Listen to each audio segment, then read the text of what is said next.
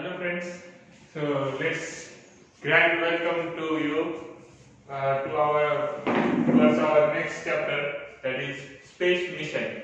So what is space mission? Before going to space mission, let's see something about the space. Okay. So we learn from our childhood, or we listen from our childhood, that what is meant by space.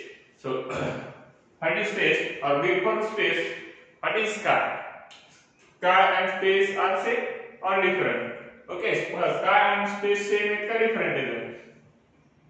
तर sky म्हणजे काय, जे आपण डोळ्यांनी पाहू शकतो. Okay, जे फक्त डोळ्यांनी पाहू शकतो, बिना कसे कोणत्या वस्तूच्या मदतीनं, बिना दुर्बीण, बिना टेलिस्कोपच्या मदतीनं, जे डोळ्यांनी उघड्या डोळ्यांनी पाहू शकतो आपण.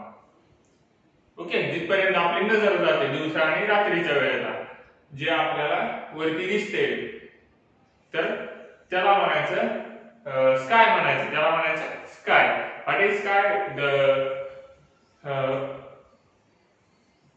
atmosphere present on the or above the earth. Okay, above the earth, which we can see with our naked eyes. Okay, which we can see with our naked eyes, and light rays get scattered and we can see due to this scattering this space.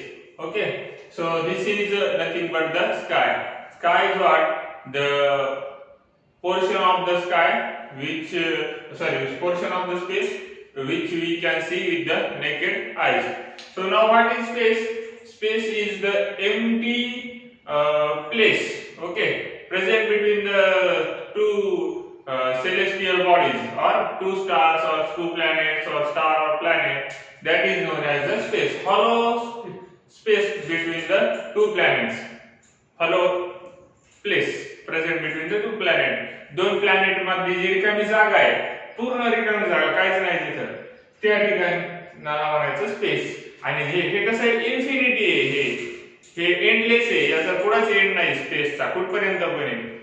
स्कायला काय limit आहे? स्कायला limit कशी आहे? आपण एका ठराविक अंतरापर्यंत पाहू शकतो, 2000 किलोमीटर, 3000 किलोमीटर. ओके, त्याच्या पलीकडे आपल्याला उघड्या डोळ्यांनी दिसत नाही. त्यासाठी मग आपल्याला टेलिस्कोप्स लागतात, वेगवेगळ्या दूरबीण लागतात, बरोबर आहे, बायनोक्युलर्स वेगवेगळे लागतात.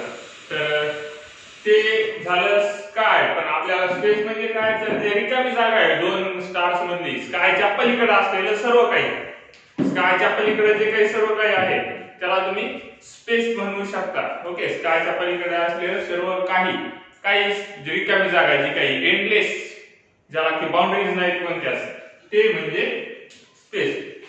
So difference between sky and space is, what is sky? So sky is the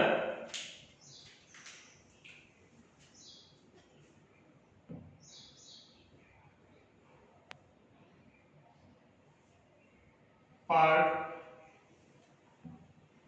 above the earth surface, which we can see with our naked eyes. Okay, उघड्या डोळ्यांनी जो पार्ट आपण पाहू शकतो अर्थच्या सरफेसच्या वरच्या साईडचा, ऍटमॉस्फिअरचा पार्ट, तो कसा आहे, त्याला काय म्हणायचं? स्काय. आणि इट हॅज बाउंड्रीज. आपण एका लिमिट पर्यंत तो पार्ट पाहू शकतो, त्याच्या समोर पाहू शकत नाही. पण स्पेस म्हणजे काय? What is space? So now what is space? Space म्हणजे रिकामी जागा, जी काही रिकामी जागा असेल त्याला आपण स्पेस म्हणणार. तर स्पेस म्हणजे काय? Part beyond the sky. Simply you can say this, part beyond the sky. It is known as the space, or the empty three-dimensional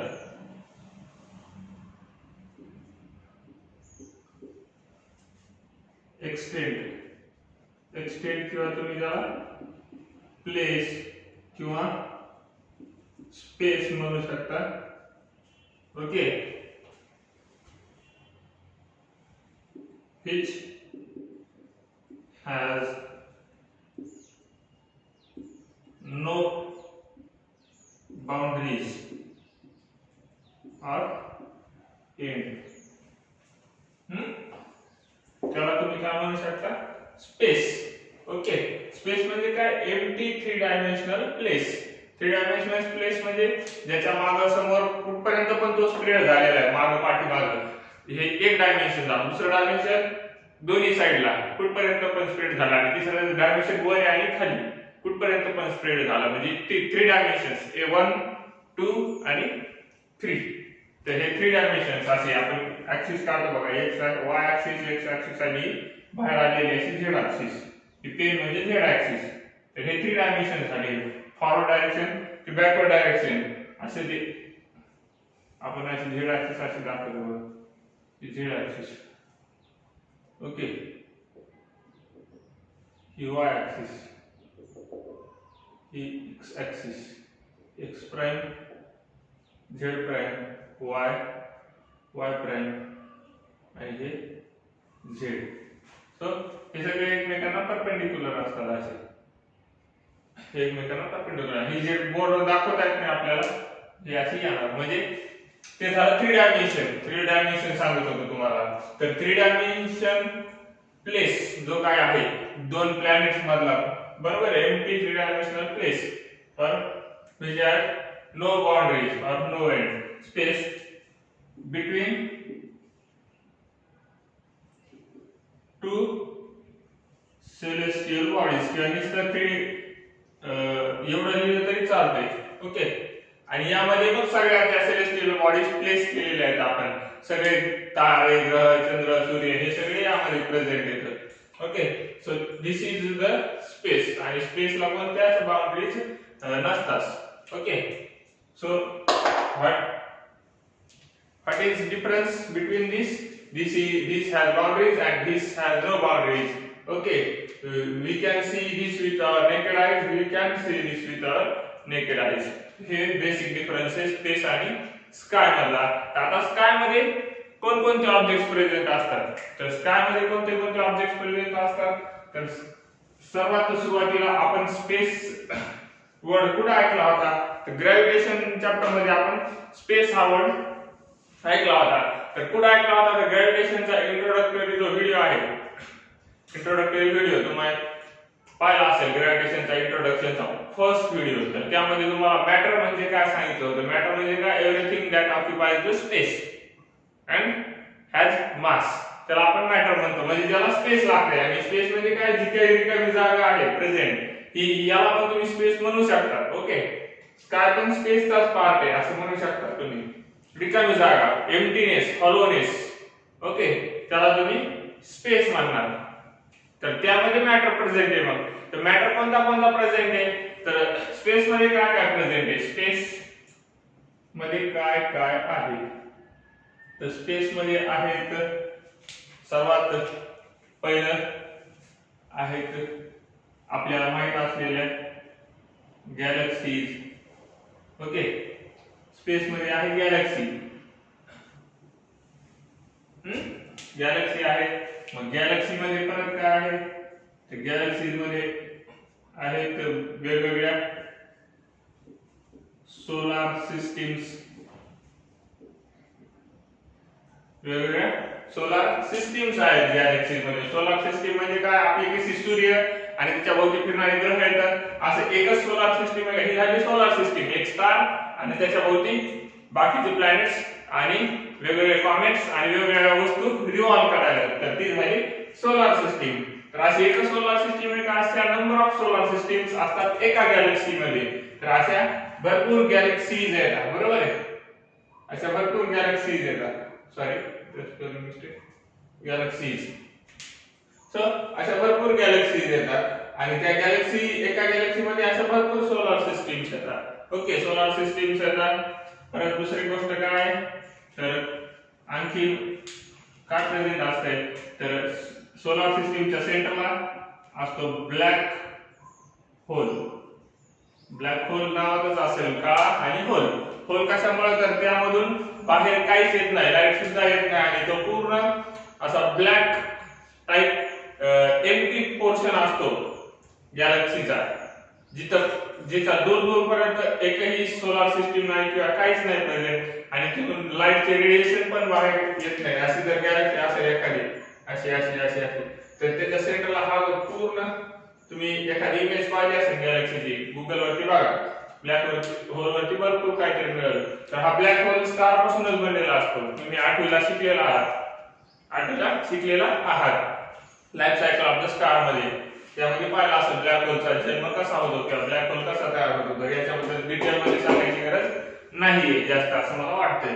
तर प्रत्येक गॅलेक्सीच्या सेंटरला जवळपास प्रेझेंट असतोच एक ब्लॅक होल, हा मासिव ब्लॅक होल असतोच प्रत्येक गॅलेक्सीच्या सेंटरला. एखादी गॅलेक्सी असेल एक्सेप्शन जिच्या सेंटरला ब्लॅक होल नाही, अशी एखादीच गॅलेक्सी असेल एक्सेप्शन असेल ती पण. तर हे ब्लॅक होल झालं, सोलार सिस्टीम्स झाले आणि काही प्लॅनेट्स असे पण असतात जे फ्रीली मूव्ह व्हायले, जे सोलार सिस्टीम मधून एखादा प्लॅनेट बाहेर गेलेला आहे लूज होऊन, काहीतरी ग्रॅव्हिटीच्या लूज कॉन्टॅक्टमुळे तो बाहेर गेलेला असतो किंवा काहीतरी धक्का लागल्यामुळे दुसऱ्या कशाचा धक्का लागल्यामुळे तो बाहेर गेलेला असतो सर्वात बाहेरचा प्लॅनेट. तर त्याला फ्रीली रिव्हॉल्विंग प्लॅनेट्स किंवा सेलेस्टियल प्लॅनेट असं काय तुम्हाला बघायला तसे ऑब्जेक्ट. तर याच्यासारखे असे भरपूरच सेलेस्टियल ऑब्जेक्ट्स प्रेझेंट आहेत गॅलेक्सीज मध्ये. तुम्ही म्हणू शकता सेलेस्टियल म्हणजे खगोलीय, म्हणजे या आकाशात असलेल्या वस्तू, ऑब्जेक्ट्स.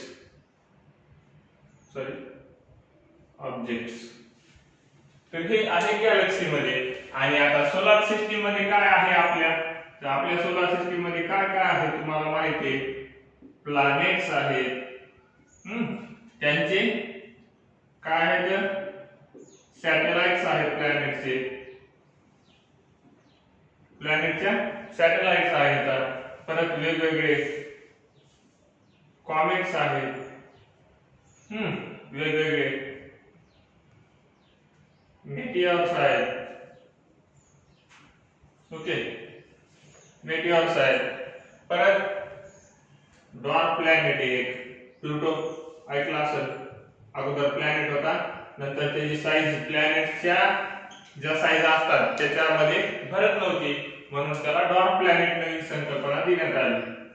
ड्वार्फ प्लॅनेट म्हणजे प्लॅनेट पेक्षा छोट्या साईजचा असलेला, पण तो पण त्या प्लॅनेट भोवती फिरत नाहीये, मग त्याला आपल्याला सॅटेलाइट पण म्हणता येत नाही, म्हणजे उपग्रह पण म्हणता येत नाही. म्हणजे आता हा स्टार आहे, सूर्य आहे आपला, त्याच्या भोवती अर्थ फिरायली, अर्थची साईज आहे लिमिटेड, प्लॅनेटच्या साईज रेंज ठरवून दिलेली, एवढ्या रेंज मध्ये जर ऑब्जेक्ट असेल तर आणि गोल असेल तर त्याला प्लॅनेट म्हणता येईल. आता सन भोवती असे कॉमेट्स पण फिरतात, मेटिऑर्स पण फिरतात. एक पट्टा आहे, तुम्हाला माहिती आहे पट्टा आहे, पूर्ण बँड असा ज्याच्यामध्ये मेटिऑर्स फिरतात, कॉमेट्स फिरतात, ज्यामध्ये धूमकेतूचा पट्टा आहे मधात, बरोबर आहे. तर तो पट्टा जो आहे त्यातले जे ऑब्जेक्ट्स आहेत धूमकेतू, त्यांना तुम्हाला प्लॅनेट म्हणता येईल का नाही, त्याचा आकार ओबड कसा पण आहे. ओके, तर त्याला प्लॅनेट म्हणता येत नाही. तसंच मग आता सर्वात बाहेरचा जो ग्रह होता अगोदर आपल्याला प्लुटो नावाचा माहित, तो काही ओबड नव्हता, तो एकदम गोलाकार स्फेरिकल होता असा, जसे आपली पृथ्वी आहे, मंगळ ग्रह आहे, शनी ग्रह आहे, बाकीचे ग्रह आहेत, तसा तो पण होता गोल. मग त्याला असं काही कॉमेट म्हणता येईल का किंवा मेटिऑर म्हणता येईल का नाही, तो पण दिसायला प्लॅनेट सारखाच आहे. मग त्याला उपग्रह पण म्हणता येत नाही, बरोबर आहे. ग्रह म्हणता येत आहे, पण ग्रह का म्हणत नाही, तर त्याची साईज ग्रहाची साईज असायला पाहिजे त्याच्यापेक्षा खूप छोटी आहे. मग उपग्रह का म्हणता येत नाही, तर उपग्रह म्हणजे काय, ग्रहाच्या भोवती फिरणारा एखादा छोटा ग्रह असेल त्याला उपग्रह म्हणतो आपण, किंवा छोटा एखादी वस्तू असेल खगोलीय वस्तू, तिला उपग्रह म्हणतो. सेलेस्टियल बॉडी जी प्लॅनेटच्या आरामध्ये रिव्हॉल्व करते तिला आपण सॅटेलाइट म्हणतो. ओके, सो तर त्याला सॅटेलाइट पण म्हणता येणार नाही, कारण की दुसऱ्या स्टार आपल्या सन भोवती रिव्हॉल्व होऊ लागला प्लुटो, पण त्याची साईज तर छोटी आहे, मग त्याला नवीन कॅटेगरीमध्ये टाकण्यात आलं, ड्वार्फ प्लॅनेट. तर अशा वेगवेगळ्या गोष्टी प्रेझेंट आहेत आपल्या सोलार सिस्टीम मध्ये. तर याच्यासारख्या अशा वेगवेगळ्या सोलार सिस्टीम मध्ये पण अशाच वस्तू असतात, कॉमनच, याच्यापेक्षा वेगळं काहीच नसणार आहे त्यामध्ये पण. Okay, so this is about the space. What is in the space आपल्याला हे लर्न करायचं आहे आता. तर यामध्ये सॅटेलाइट्स कोणत्या प्रकारचे असतात? तर सॅटेलाइट दोन प्रकारचे असतात. एक नॅचरल आणि दुसरी मॅन मेड, ज्याला की तुम्ही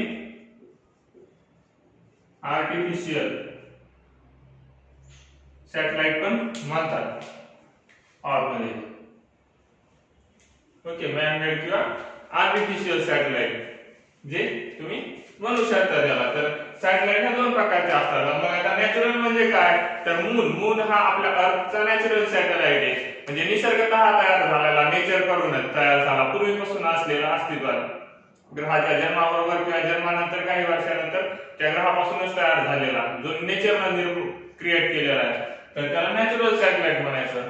आणि जो मॅन मेड म्हणजे आपण क्रिएट केलेला आहे काही ऑब्जेक्ट्स पासून वेगवेगळ्या, तर आणि जो की त्या प्लॅनेटच्या अराउंड मध्ये त्या सॅटेलाइट सारखाच रिव्हॉल्व होत आहे, तर त्याला मॅन मेड सॅटेलाइट किंवा आर्टिफिशियल सॅटेलाइट म्हणायचं. जे की त्याला की मराठीत कृत्रिम उपग्रह म्हणतात आणि याला नैसर्गिक उपग्रह म्हणतात. Okay, so this is about the space. Space is a part beyond the sky, empty part beyond the sky. Okay, empty three-dimensional extent, or we can say place. Empty three-dimensional, here spelling mistake is empty three-dimensional place or space which has no boundaries or no end. Okay, ज्याला की काहीच boundary नाही किंवा पुढेच end नाही त्याला. आणि three dimensional का? तर वरती पण पसरलेला आहे, समोर पाठीमागे पण पसरलेला आहे, वरी खाली पसरलेला आहे आणि साइडने पण पसरलेला आहे. ते तिन्ही डायमेन्शन मध्ये पसरलेला आहे. तर त्यामुळे तो थ्री डायमेन्शनल म्हणता येईल आपल्याला. आणि ज्याच्यामध्ये सर्व सेलेस्टियल बॉडीज प्रेझेंट येतात. तर कोणत्या सेलेस्टियल बॉडीज प्रेझेंट येतात? तर गॅलेक्सीज. स्पेस मध्ये अशा भरपूर साऱ्या गॅलेक्सीज येतात, बरोबर आहे. नंतर गॅलेक्सी मध्ये काय आहे? तर गॅलेक्सी मध्ये सोलार सिस्टीम्स असतात, परत ब्लॅक होल्स असतात. ओके, ब्लॅक होल्स असतात आणि नंतर वेगवेगळे सेलेस्टियल ऑब्जेक्ट्स असतात. मग सोलार सिस्टीम नसेल तर मग मी सांगितलं एखादा ग्रह सोलार सिस्टीमच्या बाहेर पण फिरत असेल, एखादा धूमकेतू सोलार सिस्टीमच्या बाहेर फिरत असेल, मग त्याला सोलार सिस्टीम मध्ये नाही कन्सिडर करता येणार. म्हणून तो सेलेस्टियल ऑब्जेक्ट्स मधचा एक सेपरेट ग्रुप तयार केला, याच्या व्यतिरिक्त असलेल्या कोणत्या पण मग रिकाम्या राहिलेल्या एक्सेट्रा एक्सेट्रा आपण जसं म्हणतो तसं. तर तसंच मग आता सोलार सिस्टीम कशापासून बनलेली आहे? तर प्लेन्स झालेले इथं planets. Okay, so solar system कशापासून बनलेला आहे? प्लॅनेट्स, बरोबर आहे, सर्वात महत्त्वाचं. आणि आणखीन एक राहिलं इथं, तर सोलार सिस्टीम कशापासून बनलेली आहे? तर सोलार सिस्टीमचा सर्वात महत्त्वाचा पार्ट म्हणजे त्या सोलार सिस्टीमचा स्टार, सेंटरला सिच्युएट असलेला स्टार, किंवा एक किंवा दोन स्टार असतील. आता अशा पण काही डिस्कव्हरी झालेल्या आहेत की ज्या सोलार सिस्टीम मध्ये दोन स्टार आहेत, तर त्याला आपण बायनरी सोलार सिस्टीम म्हणतो, बायनरी सोलार सिस्टीम किंवा बायनरी स्टार्स म्हणतो, जे की त्या सोलार सिस्टीम मध्ये दोन स्टार आहेत. आपण पाहिलं होतं केप्लरच्या लॉमध्ये की प्लॅनेट काय करतो? इलिप्टिकल ऑर्बिट मध्ये रिव्हॉल्व करतो, ज्याच्यापैकी एक फोकस वरती स्टार असतो. तर ह्या बायनरी सोलार सिस्टीम मध्ये दोन स्टार्स असतात. केप्लर B32 का B16, केप्लर B16 काहीतरी बघा YouTube वरती, तुम्हाला ते मिळून जाईल त्याचं तुम्हाला डिस्क्रिप्शन. असा एकच नाही तर असे भरपूर सोलार सिस्टीम आता सापडलेले आहेत, जसं जशा डिस्कव्हरीज होतात तशा तशा. तर आपल्याला पाहायचं की सोलार सिस्टीम मध्ये काय काय प्रेझेंट आहे. तर सर्वात महत्त्वाचं त्या सोलार सिस्टीमचा सेंटर मध्ये सिच्युएट असलेला स्टार, नंतर त्याचे भोवती रिव्हॉल्व करणारे प्लॅनेट्स, त्या प्लॅनेट भोवती रिव्हॉल्व करणाऱ्या सॅटेलाइट्स, आणि परत कॉमेट्स असतील सोलार सिस्टीम मधल्या, किंवा सोलार सिस्टीम मध्ये मेटेरॉइड्स असतील, मेटिओर्स असतील, आणि वेगवेगळे डॉर्क प्लॅनेट्स असतील, म्हणजे लघुग्रह, ज्या की ग्रहापेक्षा छोट्या साईजचे येतात, पण प्लॅनेट भोवती रिव्हॉल्व न करता तर स्टार भोवतीच रिव्हॉल्व करायचे, म्हणून त्यांना प्लॅनेटच म्हटलेलं आहे, ना की सॅटेलाइट. पण त्यांची साईज लहान आहे म्हणून त्याला डॉर्क प्लॅनेट म्हटलेलं आहे. ओके, मग आता सॅटेलाइट कोणत्या प्रकारचे असतात? तर सॅटेलाइट असतात नॅचरल आणि दुसऱ्या मॅन मेड किंवा आर्टिफिशियल. तर आपल्याला याबद्दलच डिटेल मध्ये स्टडी करायचंय या चॅप्टर मध्ये, की नॅचरल सॅटेलाइट आणि मॅन मेड सॅटेलाइटचा यूज आपण कसा करतो, काय करतो, आणि स्पेस मध्ये काय काय मिशन्स केल्या जातात. स्पेस, आता हे झालं स्पेस संदर्भात. मग स्पेस मिशन म्हणजे काय? तर आपल्याला पूर्वीपासूनच सवय आहे आपल्या घरातलं सोडून बाहेर जाऊन डोकू दुसऱ्याच्या घरातलं पाहायचं. तर आपण तेच करायला होतं, पृथ्वीवर सोडून पृथ्वीच्या बाहेर जाऊन पाहिलं होतं.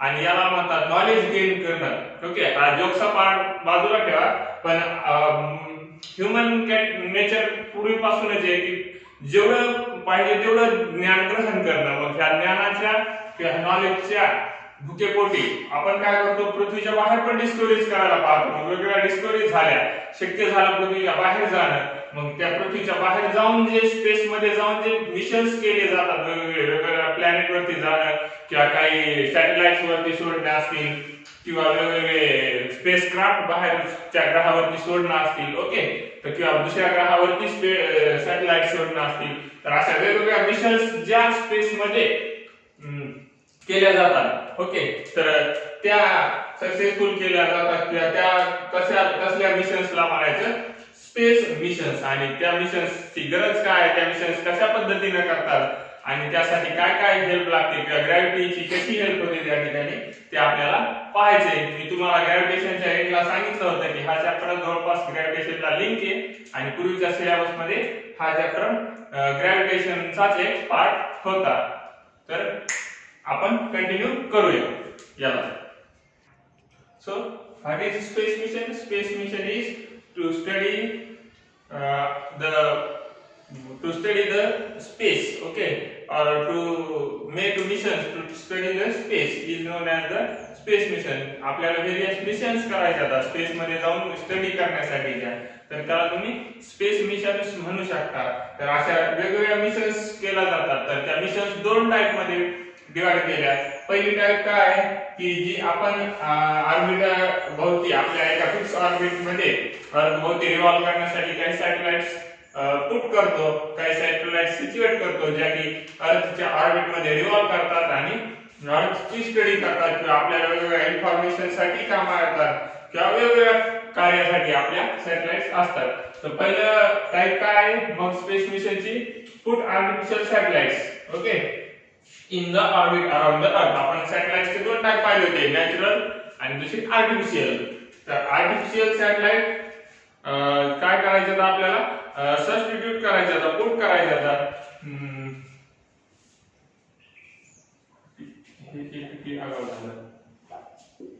आर्टिफिशियल सॅटेलाइट्स आपल्याला सबस्टिट्यूट करायचं, सिच्युएट करायचं ऑर्बिट मध्ये, एका फिक्स ऑर्बिट मध्ये म्हणजे त्या सर्कल मध्ये रिव्हॉल्व व्हायला पाहिजे अर्थच्या अराउंड मध्ये. तर ती झाली पहिली टाइप मिशनची की अर्थची स्टडी करायची आपल्याला. आणि दुसरी टाइप काय तर अर्थच्या बाहेर जाऊन मग स्टडी करणं. माणसाची भूक काही एवढ्या संपली नाही, पृथ्वीवरूनच भागवलं नाही, तर मग पृथ्वीच्या बाहेर जे प्लॅनेट्स आहेत, पृथ्वीच्या बाहेर जी आपली सर्व सोलार सिस्टीम आहे ती स्टडी करणं किंवा सोलार सिस्टीमच्या पण बाहेर जाऊन दुसऱ्या सोलार सिस्टीम्सची, दुसऱ्या प्लॅनेट्सची वेगवेगळ्या ऑब्झर्वेशन्स घेऊन वेगवेगळे रिसर्च करणं किंवा आपल्या सोलार सिस्टीमचं क्लोज ऑब्झर्वेशन करणं, क्लोज स्टडी करणं किंवा सोलार सिस्टीमच्या बाहेर जाऊन स्टडी करणं. तर त्यासाठी ज्या स्पेस क्राफ्ट सोडल्या जातात त्या झाल्या सेकंड टाइपच्या स्पेस मिशन.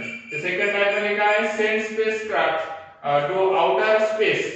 ओके, स्कायच्या बाहेर सोडणं एका आउटर स्पेस मध्ये म्हणजे किंवा अर्थच्या बाहेर आउटर स्पेस मध्ये, ॲटमॉस्फिअरच्या बाहेर for various studies or observation. Satellites कुठे असतात, ॲटमॉस्फिअर मध्येच असतात आपल्या अर्थच्या, आणि आउटर स्पेस मध्ये ॲटमॉस्फिअरच्या बाहेर मिशन झाल्या त्या व्हेरियस स्टडीज आणि ऑब्झर्वेशन साठी. मग त्या व्हेरियस स्टडीज म्हणजे काय तर सोलार सिस्टीमची स्टडी करणं, सोलार सिस्टीमच्या बाहेर ज्या काही ऑब्झर्वेशन आहेत किंवा जे काही सेलेस्टियल बॉडीज आहेत त्यांची स्टडी करणं.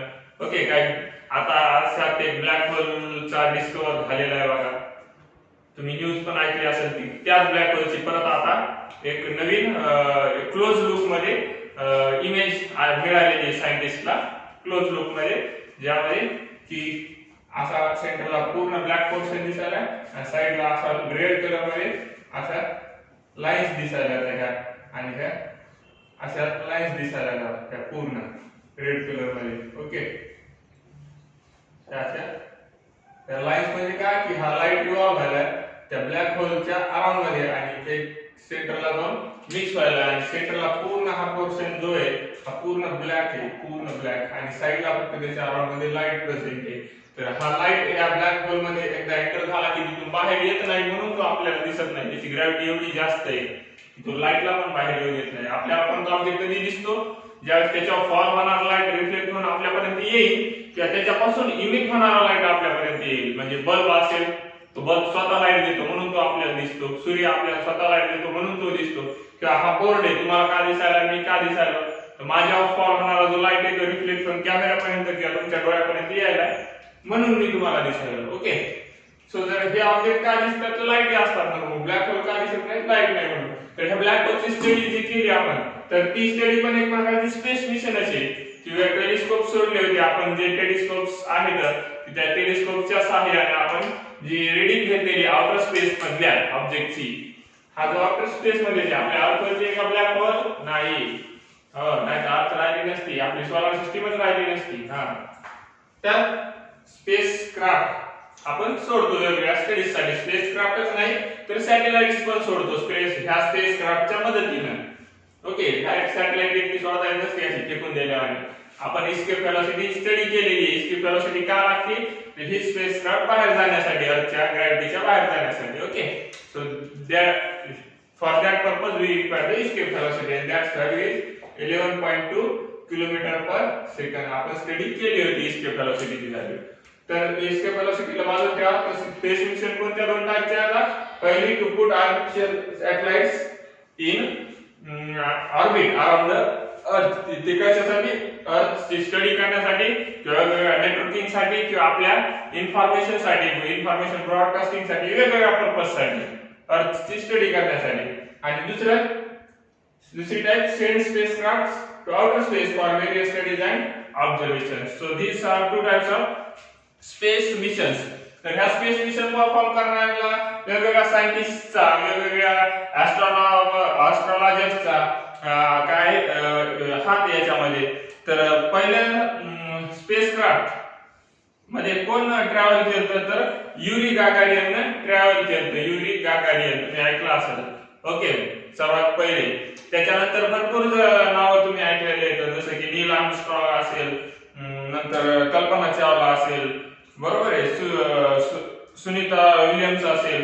तर असे भरपूर नेम्स तुम्ही ऐकलेले आहेत वेगवेगळ्या ॲस्ट्रॉनॉमर्सचे. ओके, जे की हेल्प करतात आपल्याला स्टडीसाठी बाहेर जाऊन, ते दुसऱ्या ग्रहावरती जाऊन किंवा स्पेस मध्ये जाऊन, जे स्पेस मध्ये स्पेस स्टेशन आहेत त्यावरती जाऊन वेगवेगळ्या स्टडीज करण्यासाठी आपल्याला हेल्प करतात. आणि जे ट्रॅव्हलिंग करतात स्पेस मध्ये ह्या स्पेस क्राफ्टच्या मदतीने, तर ह्यांचे तुम्ही नाव अगोदर ऐकलेली आहेत, ते तुम्हाला माहित आहे.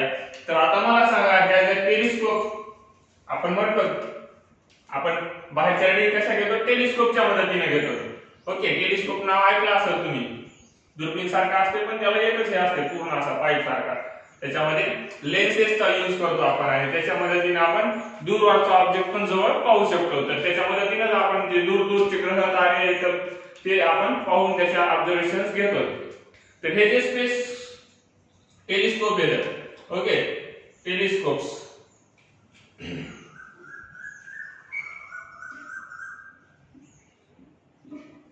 तर हे किती प्रकारचे आहेत आणि ते किती प्रकारचे आहेत म्हणण्यापेक्षा अर्थच्या ऑर्बिटमध्ये आपण जे सिच्युएट केले, तर आर्टिफिशियल सॅटेलाइट्स बरोबरच टेलिस्कोप पण सिच्युएट केलेले ते बाहेर स्टडी करण्यासाठी.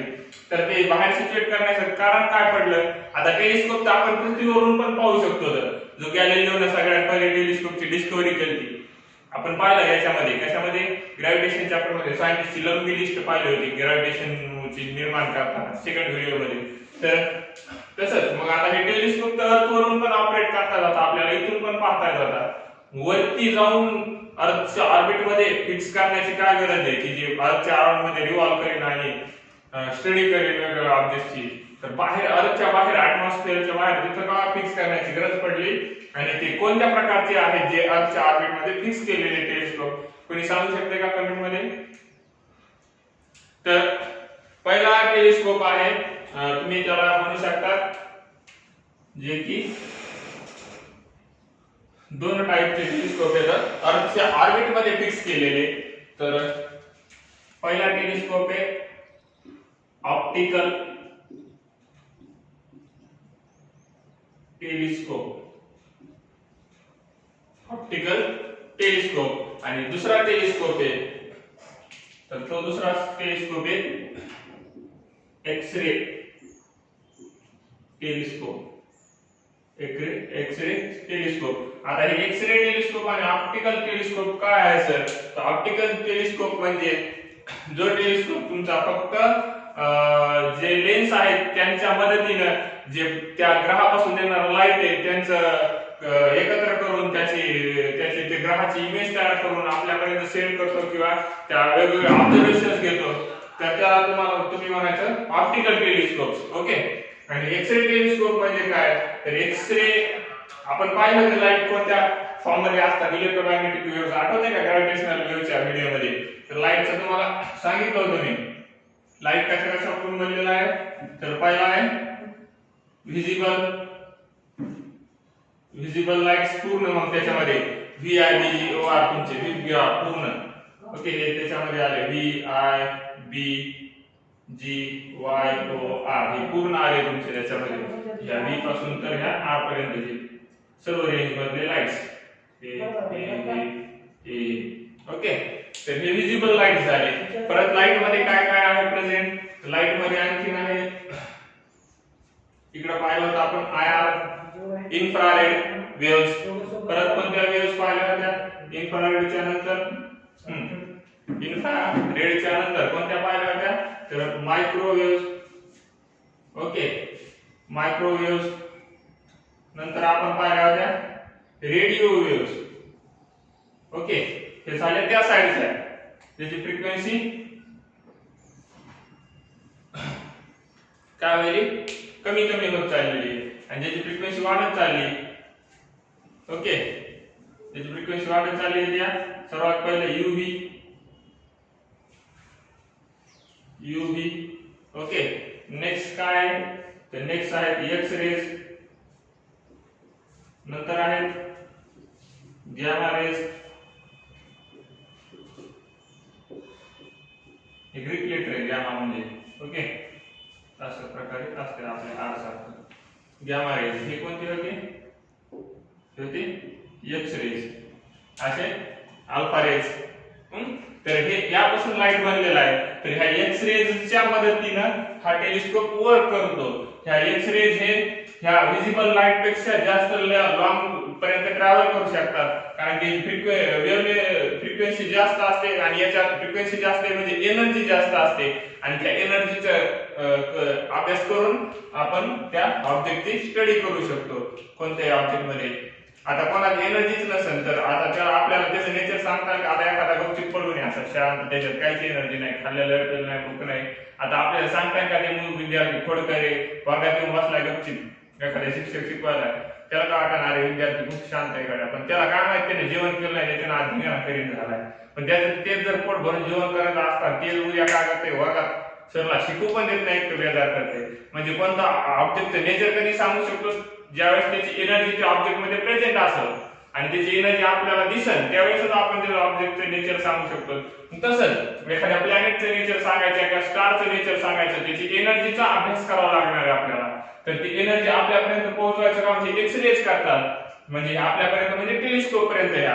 आणि हे टेलिस्कोप फक्त एक्स-रेच्या एनर्जीचा उपयोग करूनच वर्क करतात, तर त्यामुळे त्याला एक्स-रे टेलिस्कोप म्हणायचं. आणि ऑप्टिकल टेलिस्कोप म्हणजे काय? तर ह्या लाईटचा व्हिजिबल रिजनच्या लाईटचा यूज करून जे स्टडी करतात तर त्याला ऑप्टिकल टेलिस्कोप तुम्ही म्हणतात. ओके. त्याच्यामध्ये लेन्स असतात, यामध्ये पण लेन्स असतात, पण यामध्ये वेगवेगळे एक्स्ट्रा डिव्हाइसेस असतात जे फंक्शन करतात एक्स-रे वरती.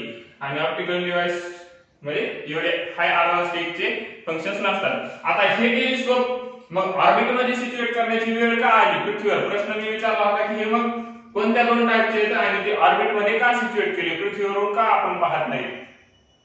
तर त्याच्या पाठीमागचं कारण आहे की ज्यावेळेस अर्थवरती आपण प्रेझेंट असतो, तुम्हाला माहिती आहे अर्थवरती ऍटमॉस्फिअर आहे आणि लाईट काय होतो? स्कॅटर होतो, पूर्ण लाईट स्कॅटर होतो. मग जे त्या ऑब्जेक्ट पासून येणारा लाईट आहे, ऑब्जेक्ट जर दूर असेल तिथून येणारा लाईटची एनर्जी कमी झालेली असेल एक तर पहिलेच आतपर्यंत येईपर्यंत, आणि तिथून पुन्हा स्कॅटर झाला, स्कॅटर म्हणजे स्प्रेड झाला पूर्ण ऍटमॉस्फिअर मध्ये. तर त्या टेलिस्कोपला एवढ्या चांगल्या पद्धतीने रीडिंग घेता आलं का?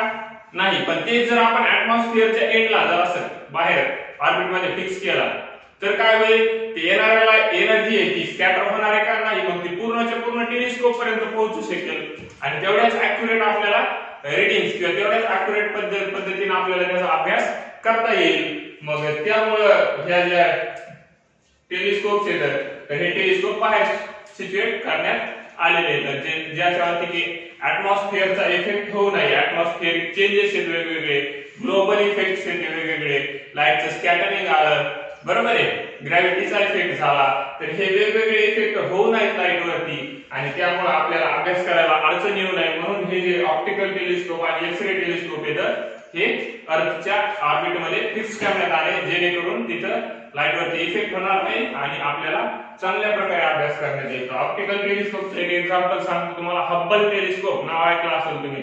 हब्बल दुर्बीण आकाशामध्ये सिच्युएट करते, तिने भरपूर कार्य केलेले, आता ती एक्सपायर पण झालेली आहे. एक्सपायर झाली म्हणजे मेली नाही ती, तर तिचं काम करण्याची जी सायंटिस्टने डेट ठरवली होती की इतक्या वर्षापर्यंत ती काम करू शकेल, तिचे पार्ट्स चांगले राहू शकतील, तर ती त्याच्यापेक्षा कितीतरी जास्त कालावधीपर्यंत ती चांगली राहिलेली आहे, तिने आपल्याला साथ दिलेली आहे. आता सायंटिस्टने त्या टेलिस्कोपला आय थिंक डिॲक्टिव्हेट केलेले आहे का, तर तिचे पार्ट्स एवढे चांगले काम करत नव्हते, तिच्या डेट जी ठरवलेली होती ती निघून गेलेली आता ती, त्यामुळे ती एक्सपायर झाली. हब्बल टेलिस्कोप तर ते ऑप्टिकल टेलिस्कोपचा टाइप होता.